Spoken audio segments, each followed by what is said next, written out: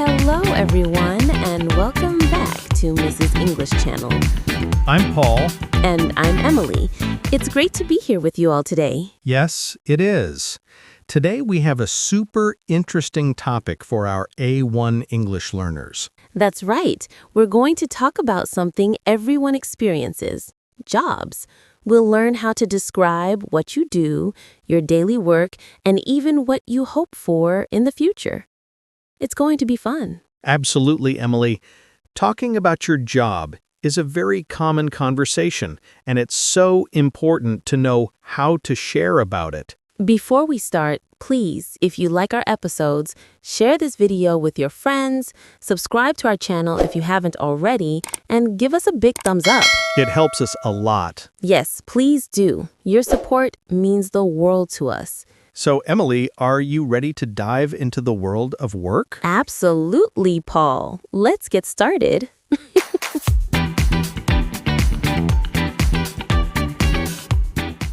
Okay, let's imagine someone asks you, what do you do? That's one of the most common questions in everyday conversations. So, Paul, how do you answer that? Good question, Emily. The easiest way is to say your job title. For example, I can say, I'm a teacher. Simple and clear. Yes, that's perfect. You can also say, I work as a designer. It's short and easy to understand. When you answer this question, people immediately know what you do. It's also a great way to start a friendly conversation about your work. That's right. And remember, your tone matters too. You can say it with a smile or with confidence. For example, I'm a teacher, or I work as a nurse. It sounds warm and natural. Exactly. So, Paul, what is your job title? I'm an English teacher, Emily, and I absolutely love it. Teaching English gives me the chance to meet people from all over the world and help them reach their goals. That's wonderful. For me, I'm a presenter for Mrs. English Channel, and I also work as a content creator. It's a really fun job because I get to create lessons, talk to people, and help them learn English every day. That sounds great. And sometimes people want to know more about the company you work for. You can say, I work for a marketing agency, or I work for a big international company. Right. And if you don't work for a company, but you work for yourself, you can say, I'm self-employed. It means you are your own boss and you manage your own time and projects. Exactly. Like me, Emily. Sometimes I'm self-employed. It means I decide when I work and how I work. That freedom feels amazing. Yes, that's nice. Being self-employed can be challenging, but it's also rewarding. You have more control over your schedule and your goals. Absolutely. And for some people, their job titles can be unique or creative. For example, someone might say, I'm a travel blogger, or I'm a freelance photographer. Those kinds of jobs are becoming more common now, especially online. That's true. And when you describe your job, you can also share a little about what you actually do. For example, instead of just saying, I'm a teacher, you could say, I'm a teacher and I help students improve their communication skills. That gives more detail and makes the conversation more interesting. That's a really good tip. Adding just one more line helps the listener understand your role better. Exactly. So remember, when someone asks, what do you do? You can answer in different ways. You can say, I'm a teacher, I work as a designer, I work for a company, or I'm self-employed. All of these are natural and correct. Yes, and don't forget to say it confidently. Talking about your job is not only about sharing information, it's also about expressing pride in what you do. Well said, Paul. So now that we know how to introduce our job title and who we work for, let's move on to the next part. In the next section, we'll learn how to talk about what we actually do every day, our main responsibilities at work. It's going to be very useful.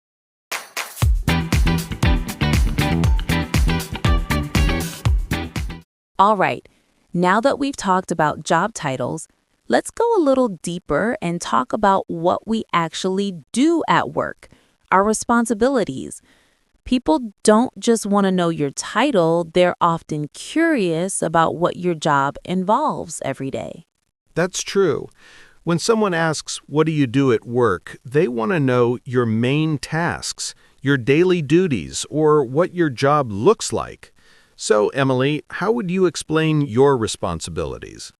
Well, I could say I manage social media, or I plan English lessons, or I help students improve their speaking skills. These sentences tell people what I really do at work. That's a good example. For me, I can say I prepare lessons and teach English to students. That's my main responsibility. It's what I do most of the time. Perfect. You can also use some very useful expressions to make your answer sound more natural. For example, you can say, I'm responsible for, or my main task is. Right. So I can say, I'm responsible for helping my students reach their language goals. Or, my main task is to make learning English fun and easy for everyone. That sounds great, Paul. And for me, I can say, I'm responsible for planning the lessons, recording new episodes, and making sure our videos are clear and helpful. Nice. And when you want to describe your daily work in a simple way, you can start with, a typical day at work looks like. For example, a typical day at work looks like teaching 5 classes and answering students' questions. That's a really good sentence. It helps people imagine your workday clearly. For example, I could say, a typical day at work looks like writing scripts, filming videos, and editing content. That's a lot of work, Emily. You're doing a great job. Thanks, Paul. You too. The key point is to describe what you do in short, simple sentences. That way, anyone can understand you, even if English isn't their first language. Exactly. And when you talk about your job, you don't need to use difficult words. Just describe your main duties, what you do most often, and maybe 1 or 2 things that make your work special. That's right. You can even talk about teamwork, meetings, or helping customers. For example, I could say, I work with a small team to create learning materials, or I help our viewers improve their English every day. Great examples, Emily. And if you have more than one responsibility, try to list them in order of importance, like I teach classes, prepare lessons, and sometimes organize workshops. It sounds clear and structured. Yes, I like that. It also helps you sound confident and professional when you talk about your work. So, to sum up, when you talk about your responsibilities, you can use these patterns. I'm responsible for, my main task is, and a typical day at work looks like. You can also use short action sentences like I manage projects, I help customers, or I designed websites. Exactly. Simple, clear, and natural. Talking about your responsibilities shows people what your job is really about. Well said, Emily. And now that we've talked about responsibilities, I think it's time to move on to the next part.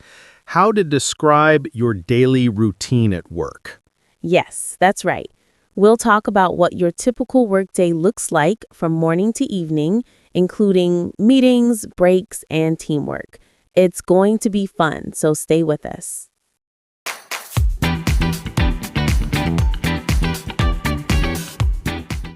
All right.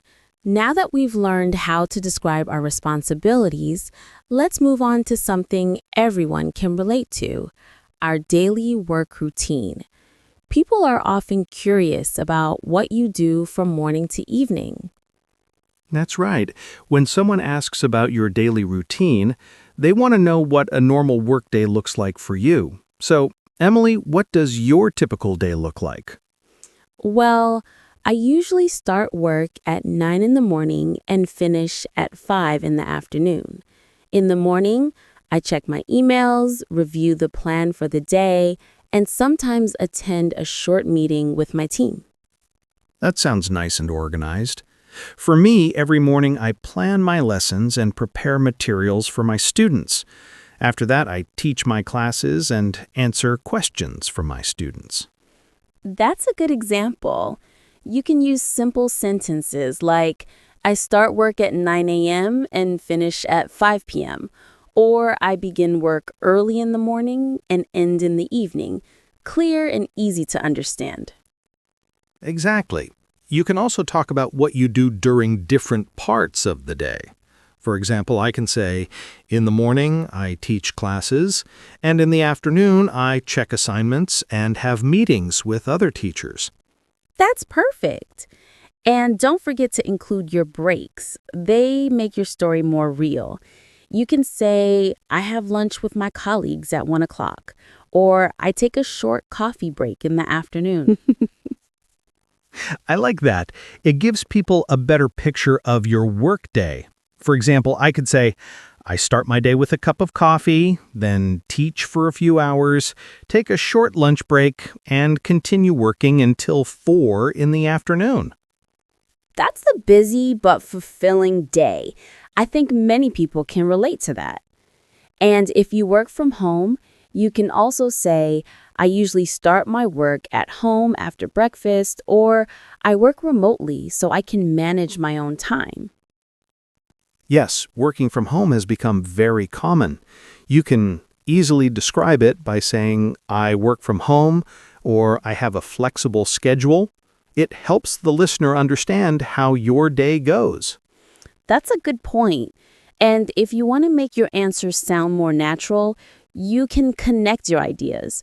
For example, every morning I check my emails and attend a short meeting. Then I work on my main tasks until lunch. In the afternoon, I have more meetings and finish my work around 5. That's a great example, Emily. It sounds very natural and it's easy to follow. Thank you, Paul. The idea is to make your daily routine sound like a story. Begin with what you do first, then describe what happens next, and finally, when your day ends. That's a really good tip. And you don't have to mention every little thing, just the main parts of your day. The goal is to help others imagine what your work life looks like. Exactly. So remember, when you talk about your daily routine, include what time you start and finish, what you do in the morning and afternoon, and whether you have breaks or time with your colleagues. It makes your description complete and realistic. Perfect summary, Emily. And now that we know how to talk about our daily routine, it's time to look at another important part of work life, the place where we work and the atmosphere there. Yes, that's right. In the next part, we'll talk about different work environments, from offices to remote jobs and even outdoor workplaces. It's going to be interesting, so let's keep going.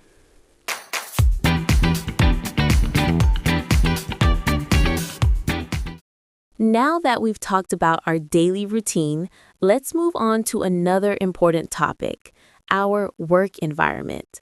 This is where we spend most of our day, so it's always interesting to describe what it's like. That's right. Your work environment can say a lot about your job. It can be an office, your home, a shop, or even outdoors. So, Emily, where do you usually work? I mostly work from home. I have a small studio with my computer, microphone, and camera where I create lessons for Mrs. English Channel. It's quiet and comfortable, and I love having my own creative space. That sounds perfect. For me, I usually work at school. I teach English to students in classrooms. And sometimes I also work online with students from different countries. It's a nice mix of both worlds. Yes, and many people now have different types of work environments. You can say, I work in an office downtown, I work from home, or I have a hybrid job, which means some days you work at the office and some days you work at home. Exactly. And some people work outdoors too, like construction workers, delivery drivers, or park rangers. You can simply say, I work outdoors to describe that kind of job. That's true. Now, another thing you can describe is the atmosphere at work. Is it formal or informal? A formal workplace usually means people wear suits, follow strict schedules, and everything is very professional. Right. And an informal workplace is more relaxed. Maybe you can wear jeans, talk casually with your coworkers, and enjoy a friendly environment. My workplace is definitely informal. I can wear comfortable clothes and I can decorate my space however I like. Mine too. I love that kind of freedom. When I'm teaching, I can move around, talk openly with my students, and make the class fun and relaxed. That's wonderful. And what about your coworkers, Paul? Oh, my coworkers are great. I can say, my coworkers are very friendly, and we often help each other. Or I work in a small team, and we're like a family. It feels nice to have people you can count on. I love that. Working with kind and helpful people really makes a difference. I can say, my team is supportive and we always share new ideas. It makes work so much more enjoyable. That's so true. And we have some useful vocabulary to describe our work environment, too. For example, open space. That's a big office area with many desks and no walls between them. Yes, many companies have open spaces now. Another common word is deadline. It means the specific time when you have to finish something. For example, I have a deadline next week. And don't forget about boss. That's the person who manages you. Coworker means the people you work with. Client is the customer or company you provide services for. Then there's team, which is a group of people working together on a project. Like us, Paul, we're a team here at Mrs. English Channel. Exactly, Emily. And another great phrase is flexible hours. It means you can choose when to start and finish your workday as long as you complete your tasks. It's one of the best benefits many modern jobs offer. I agree. Having flexible hours gives you a sense of balance between work and personal life. It helps you stay happy and productive. So, to sum up, you can talk about where you work, in an office, at home, or outdoors, describe the atmosphere, and mention your coworkers or team. That gives people a complete picture of your work environment. Exactly. And when you describe it with a bit of personality, it helps people understand not only what you do, but also what kind of place you work in. Well said, Emily. And now that we've covered the work environment, let's move on to something everyone has feelings about: job satisfaction. Yes, that's one of my favorite parts. In the next section, we'll talk about how to express whether you like your job, what you enjoy most, and what challenges you might face. It's going to be very real and relatable. Let's dive in.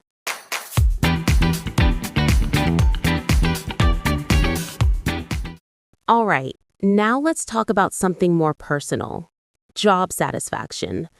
Everyone has different feelings about their work, and it's important to know how to express them clearly in English. That's true, Emily. When someone asks, "Do you like your job?" they don't just want a yes or no. They want to hear what makes your work enjoyable, or maybe what makes it difficult sometimes. Exactly. For example, I can say, I love my job because it's creative and I meet many interesting people. It's short, simple, and positive. That's a great example. I can say, I like my job because it's challenging, or I like my job because the people are nice.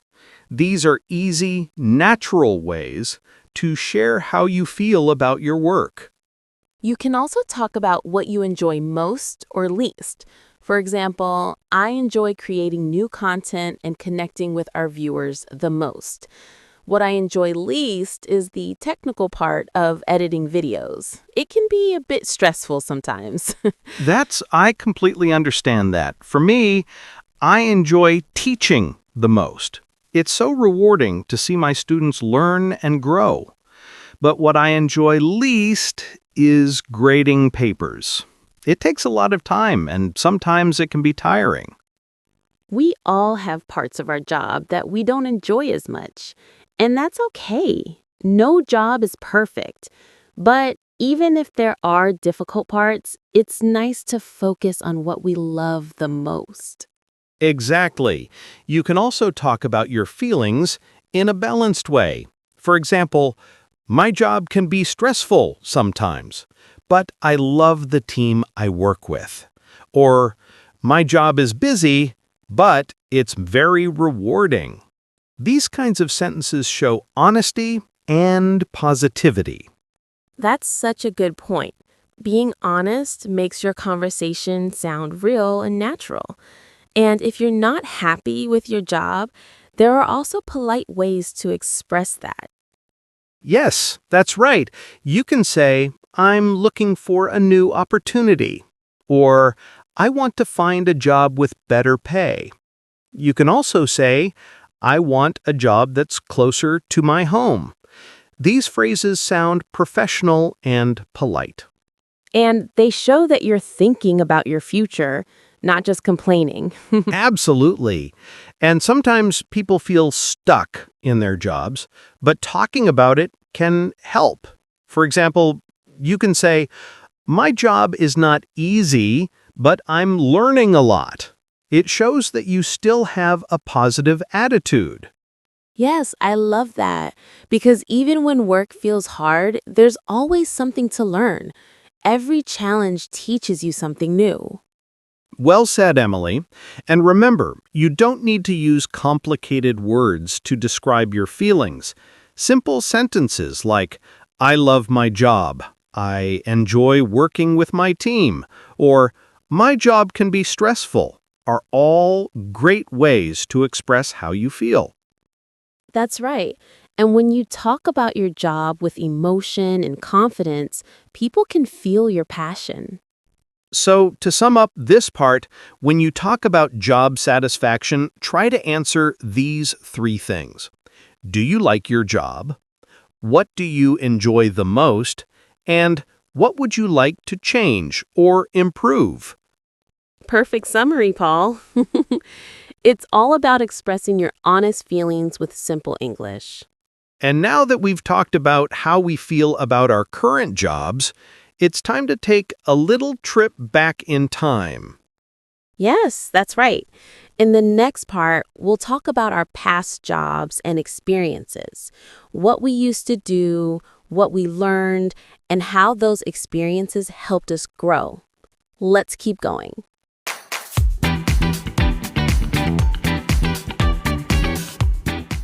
Now, let's go back in time a little and talk about our past jobs and experiences. This is a really good topic because it helps you share your career story and show what you've learned along the way. That's right. When people ask about your work experience, they usually want to know what you've done before and what kind of skills you've developed. So, Emily, what did you do before working for Mrs. English Channel? Before this, I used to work in a small company. I was part of a marketing team, and my main job was to create social media content and help organize events. It was fun, but also very busy. That sounds interesting. I used to work at a language center before I joined the school where I teach now.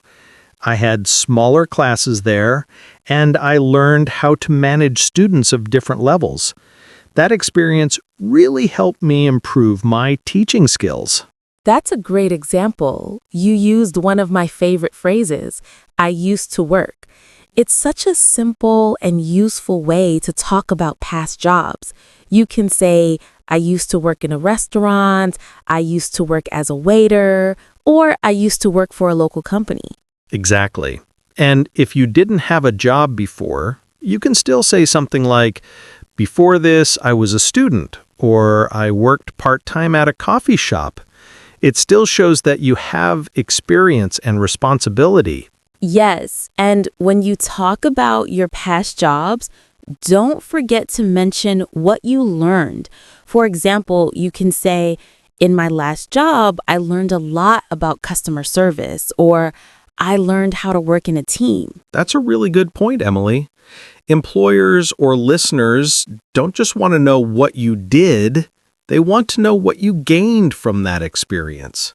For example, in my last job, I learned how to plan lessons effectively and manage my time better. Exactly. It makes your answer sound stronger and more professional.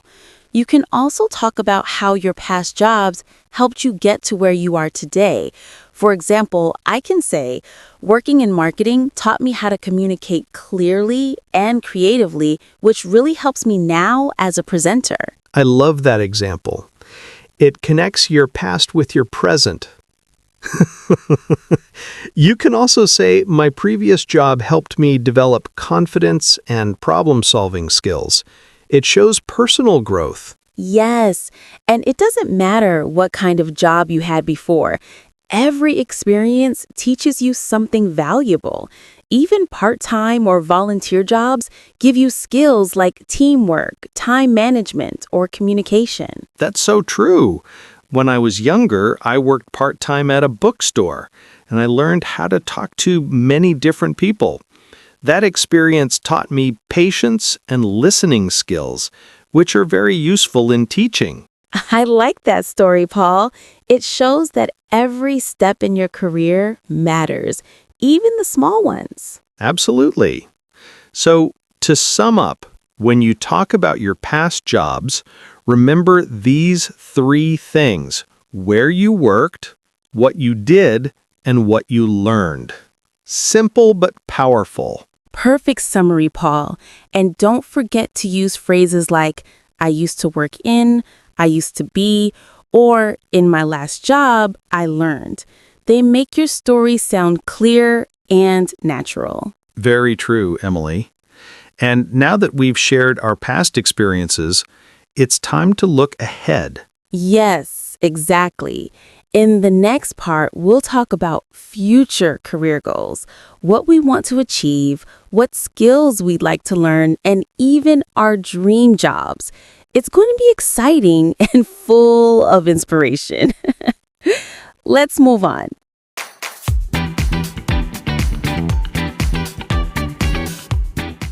All right.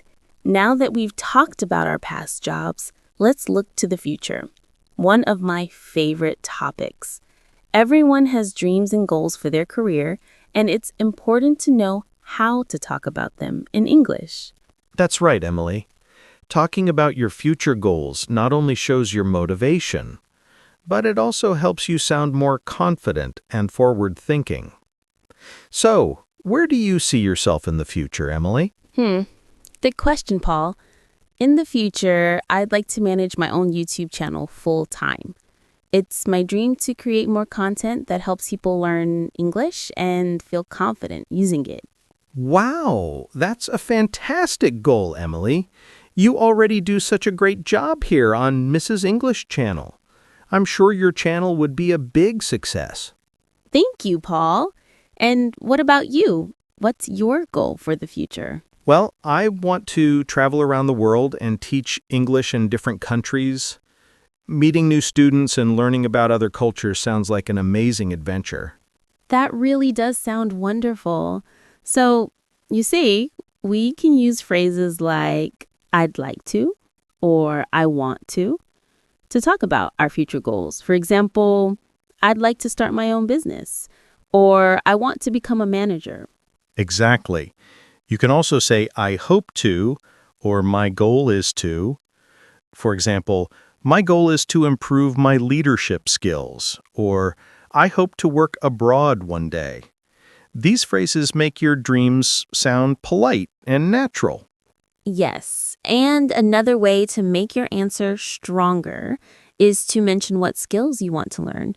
For example, I want to improve my communication skills, or I want to learn more about digital marketing. That's a great tip. It shows that you're focused on growth and always learning. I can say, I want to learn more about online teaching and technology, because education is always changing. That's true, Paul. And if you really want to sound passionate, you can talk about your dream job. For example, my dream job is to create inspiring content that reaches millions of people. And my dream job is to travel the world and teach English everywhere I go. It would be such an adventure. That's amazing. And remember, when you talk about your dream job, it doesn't have to be realistic right now. It's about expressing what inspires you. Dreams motivate us to keep learning and improving. That's so true, Emily. And when you share your goals or dreams, it makes conversations more personal and engaging. People like to hear about your ambitions. Exactly. So, to sum up, when you talk about your future goals, you can use phrases like, I'd like to, I want to, I hope to, or my dream job is. You can also talk about new skills you want to learn or the kind of work you want to do in the future. Well said, Emily. And remember, speaking about your goals with confidence shows that you believe in yourself. That's right. And now that we've talked about our future plans, let's learn how to ask others about their jobs because conversations go both ways. Yes, that's the next step. In the next part, we'll learn some common questions you can use to ask people about their work. It's going to be really helpful for real-life conversations. Let's get started.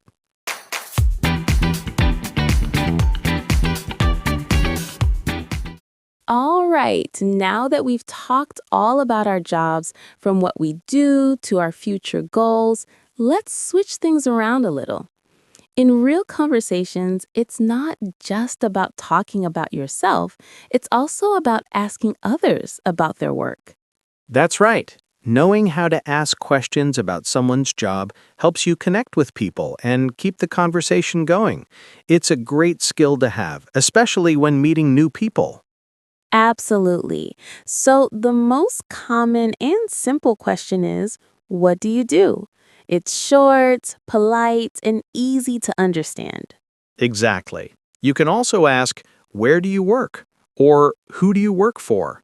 These are all natural questions you can use in daily conversations. And after someone tells you their job, you can keep the conversation going by asking, do you like your job? Or what do you enjoy most about your job? These kinds of questions show that you're interested and friendly. Yes, and they're perfect for small talk. Another great question is, how long have you worked there? For example, you might say, oh, how long have you worked at that company?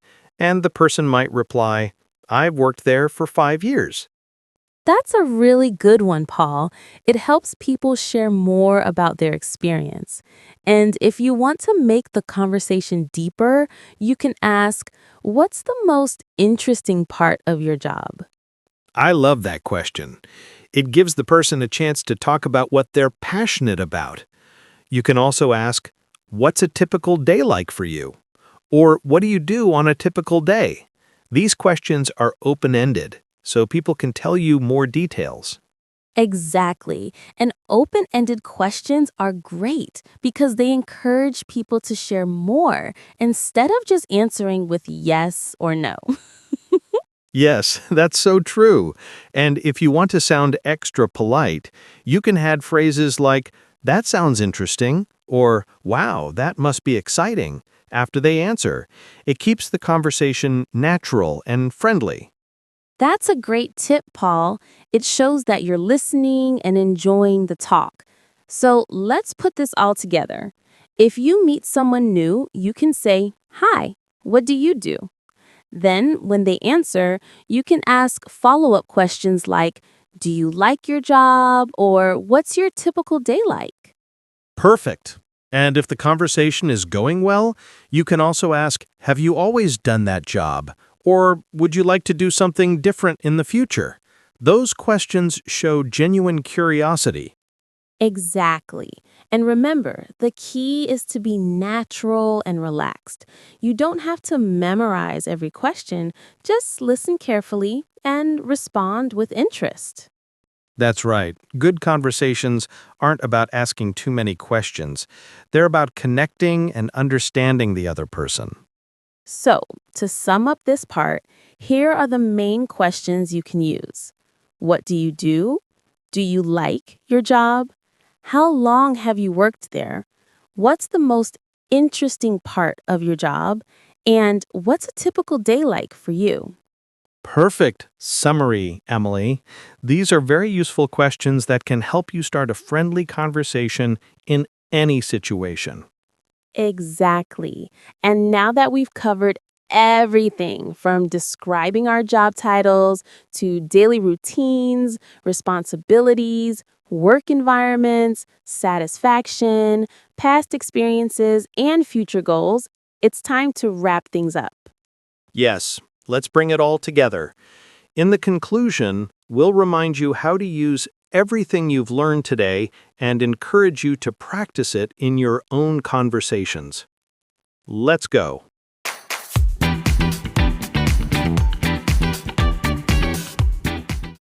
Wow, Paul, I can't believe how much we've covered today. We started with job titles, then talked about responsibilities, daily routines, work environments, job satisfaction, past experiences, and even future goals. That's a lot of useful English in one lesson. You're right, Emily. It's amazing how many ways we can talk about our jobs, and now with all these expressions and examples, our listeners can describe their own job easily and naturally. Exactly. And we didn't just learn how to talk about ourselves, we also learned how to ask others about their jobs. That's such an important skill for real conversations. Yes, because asking good questions helps you connect with people and show genuine interest. It's the best way to make small talk sound natural. I agree. And remember, you don't need to be perfect. The key is to practice a little bit every day. For example, you can try describing your own job out loud or write a few sentences about your daily tasks. The more you practice, the more confident you'll feel. That's right. Practice makes perfect. And don't worry if you make mistakes. Everyone does. What matters is that you keep going and keep improving. Absolutely, Paul. Learning English is a journey, not a race. So take your time and enjoy the process. Well said, Emily.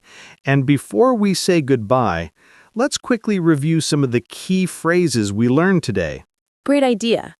You can say, I'm a teacher, I work as a designer, I'm responsible for planning lessons, I start work at 9 a.m., I work in an office, I love my job because it's creative, I used to work in a small company, in the future, I'd like to start my own business, and what do you do? Perfect list.